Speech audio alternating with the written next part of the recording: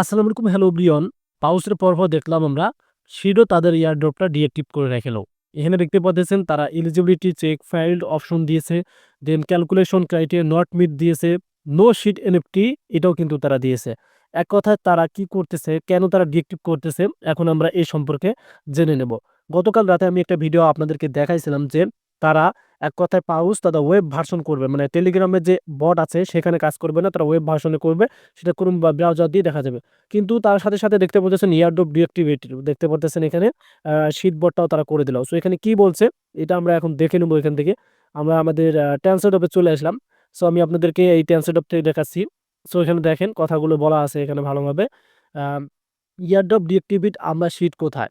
আমরা তোমাদের দেখতে পাচ্ছি সিটিজেনরা তোমাদের মধ্যে কেউ তোমাদের মানি ব্যাগের দিকে তাকিয়ে আছে। অলৌকিক ঘটনার জন্য অপেক্ষা করছে। কিন্তু এখানে কোনো অন্যায় এয়ারড্রপ নেই। আসুন কিছু কারণ বিবেচনা করি কেন তোমরা সিট পাওনি অথবা প্রত্যাশার চেয়ে কম পাওনি। যোগ্যতা, পরীক্ষা ব্যর্থ হয়েছে তোমাদের টেলিগ্রাম নামে। সিট নেই অথবা তুমি সিট অ্যাপে দেখতে পাচ্ছেন টাইম একটা এখানে রয়েছে 15 জানুয়ারি 2024 আগে এই কাজটি সম্পূর্ণ করনি।